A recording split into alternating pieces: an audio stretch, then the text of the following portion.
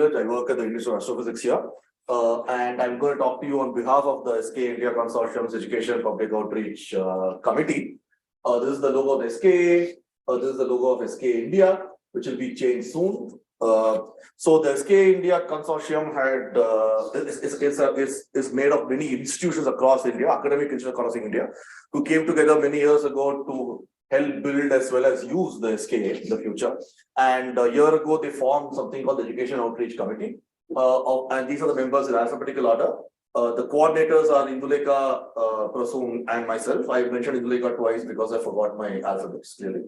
So we cannot coordinate this since its formation. So main objectives are threefold. One is to promote awareness of astronomy in general, as well as radio sky and the SKA project, into which India is putting in a lot of money and effort among the students and teachers and the general public in the country.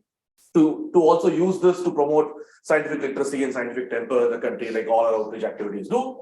And thirdly, for the project itself, to help communicate the work done in SKIC and SKA itself to general public and to various stakeholders, which includes public and students and teachers, but also policymakers, funding agencies, media, and so on. Remember that SKA is an international organization, and SKA India Consortium's role currently is to work towards the project.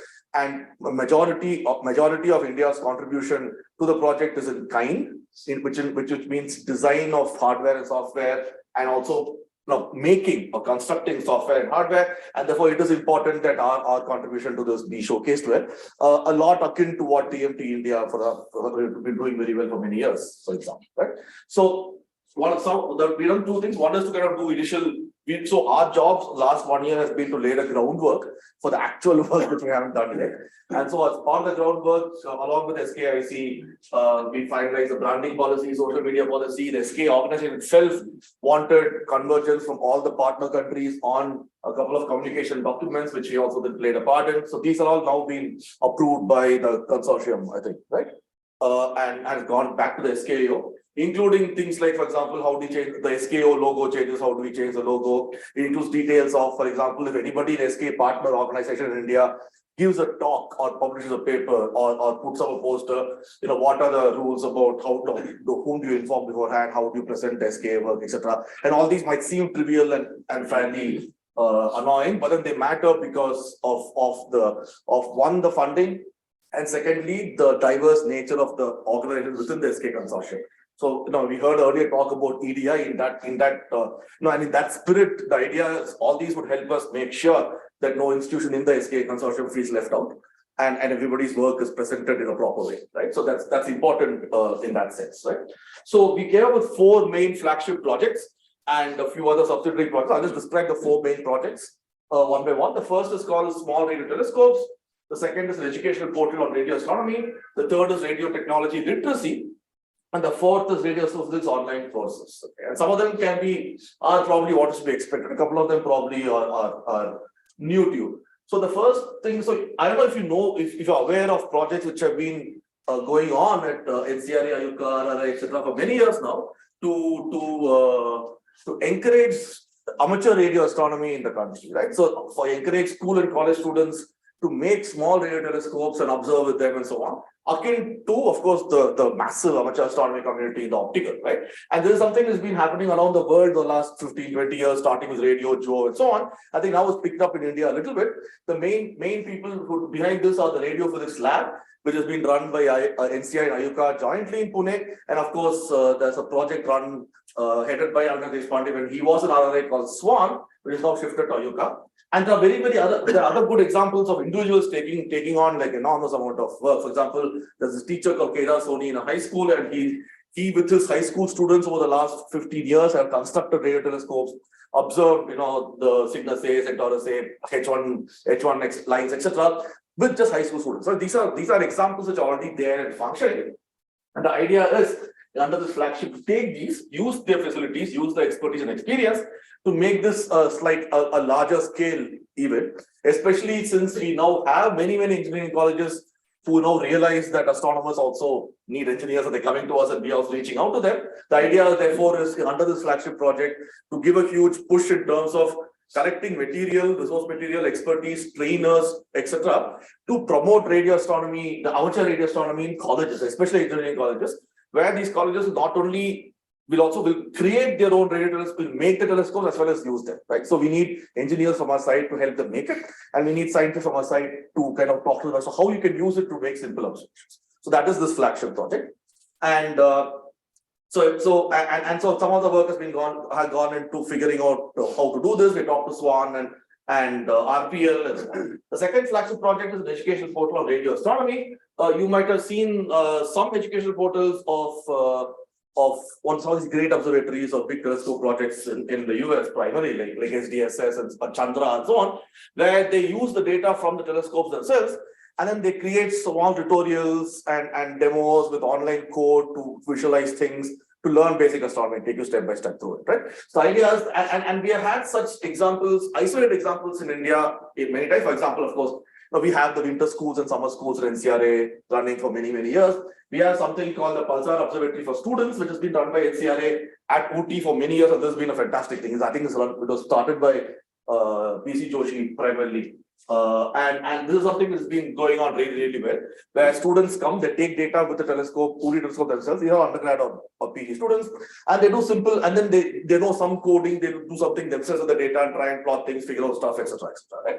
And pulsars are a nice thing to do because the time series things change rapidly, therefore something very interesting to do. The idea, therefore, is similarly to look at what kind of archival data from Ooty, GMRT, and Government are available, which are amenable to simple analysis by students to kind of figure out simple stuff, right? Nothing very, we don't, this is not about teaching people how to do eighths or CASA at all. That's not what we want to do. The idea is to, typically, let's say time series data or some things like that, right?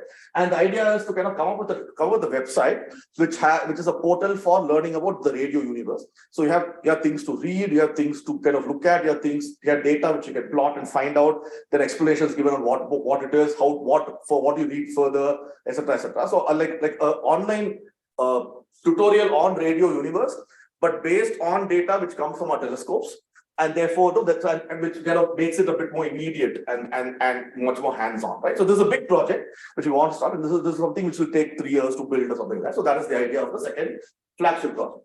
The third flagship project is more in line with the second objective of improving scientific temper and literacy in the country.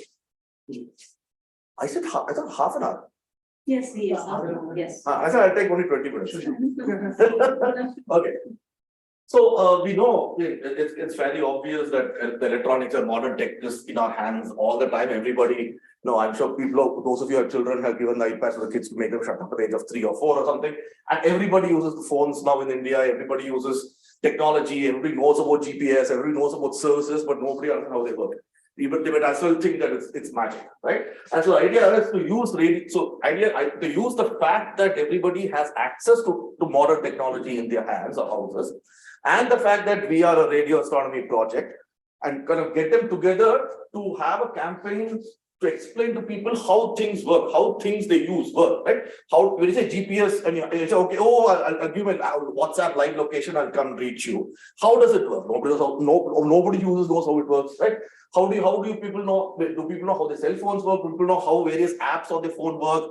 If your Fitbit, it tells you how many steps you're taken. Do you know how it calculates it, etc., etc. All of that is something, and the idea is that the more you use technology in your daily life and the less you understand how it works, it becomes more and more of magic or black box. And that's not good for scientific literacy or temper in general in the country, right? So idea is that we want to partner with people like IEEE, India, IIT, and other engineering bodies in the country and work with your college students to have a project, a long-running project of demystifying radio technology, which we use our daily life. So that's the third flagship. The fourth one, of course, now we know there's a lot of online courses. The government also has been promoting creation of online courses in all subjects, including astronomy. There was a series of 40 lectures on astronomy under Swayam done by Ayuka a couple of years ago and so on. And there is a lot of interest from engineering colleges, especially for many colleges now, to have such an online course for radio astronomy with a focus on radio science and engineering as well. So idea is to then start to create a series of them. We have 3 prongs. One prong is to focus on radio instrumentation, just the instrumentation part. how do you build telescopes, receivers, amplifiers, and so on, correlators. The second part is to focus on the radio astrophysics.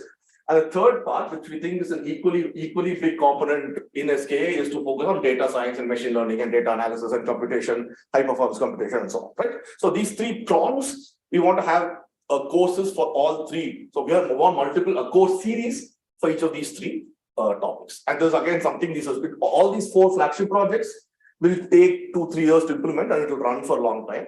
So that's why it's called flagship, because it's too big to do it by yourself. Okay. In addition to support them, or not supporting, but other supplementary projects. One of the main things, of course, is citizen science. I think we heard a couple of talks where they mentioned citizen science this week, and I think that's important. I think all of you know about RAD at Home. It's been going on for many years, led by Anand Kota. And there's one in the optical led by Sudhanshu Barve here, as a part of the Pune Knowledge Cluster. And we want to use, for example, pulsar data from UT or GMRT to come up with our own citizen science project. The reason is, one, due to the work by PKC, we now have our own front end and the back end, so we don't need to put everything in the Zooniverse format. And secondly, there's an immediacy to it. If you say, okay, it comes from this telescope, which is in a town which is 100 kilometers from you, can go see it. There's something nice about it, and there's potential follow-up if you use data from our own telescopes.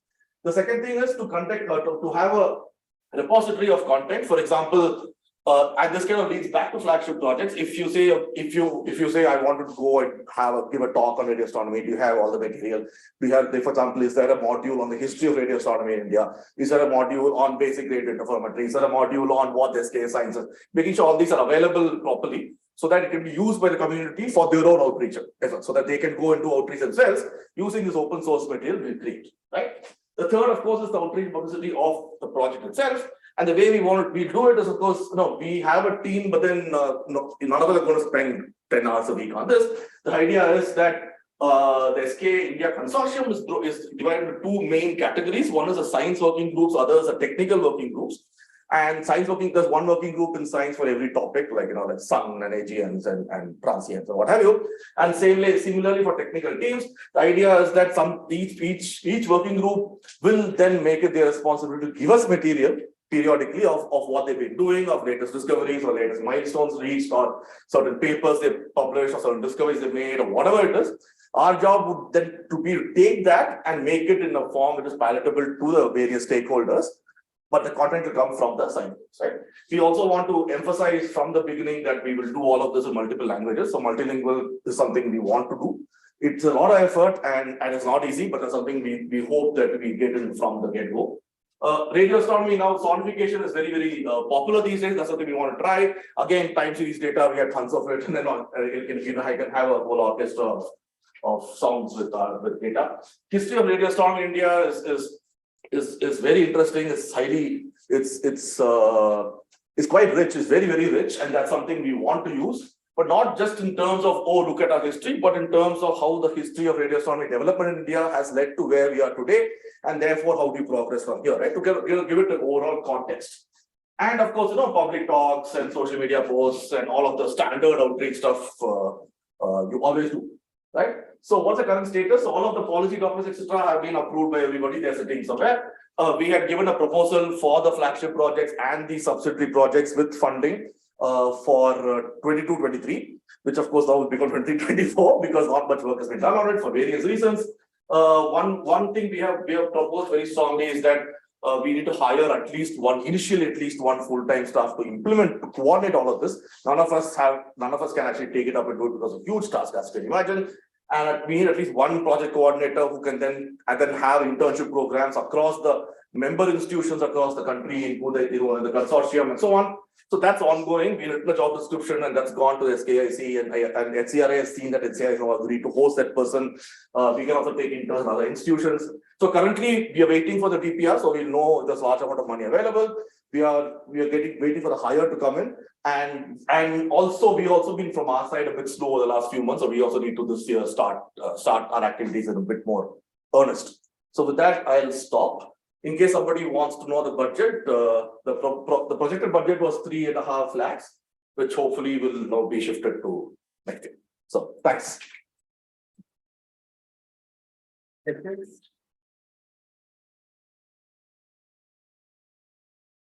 Okay, so it's a lot of efforts that you are doing. You are working with the IAU people also. It's just independent. There is an IIU project which is happening actually next week. I forgot to mention this. So there is an IIU project funded through the Office of Astronomy Outreach, National Outreach Coordinators program, led by Savi Durde. So he actually has some money to do some work, which is going to independent of SKIC and then merged with our efforts as well. And that project is to make a radio kit for schools, right? So a radio kit, not in terms of telescope, but to have a very, very basic kit on astronomy leading to radio astronomy. So it has things like mirrors and lenses and charts and moon maps leading up to some very basic radio astronomy in terms of, not in terms of radio telescopes, but more in terms of what is seen to the naked eye, what is invisible to the naked eye, to explore that angle, aimed at middle school, high school students. So that kit he's put together with help from NCRA, RRI, and all of us here as well. I think Niruj will also be involved in that. And that's going to be tested in Gauribidnor with some teachers next week. So he's coming down next week to test that. So that sort of an independent project that is kind of merged into the entire effort. But that is funded by IIU and SKIC has matched the money now to extend it further. So there should be something similar also for optical. Yeah, so this came up because SKAO partnered with IIU saying we will put in some money for projects on radio astronomy across the world. So it came up through that. But I think that was a one-time thing. I'm not sure if they want to repeat it. But the idea is, I'll just leave you the fact that all of you come from institutions, a lot of which are members of the SKA Consortium, and we have this huge plan developed.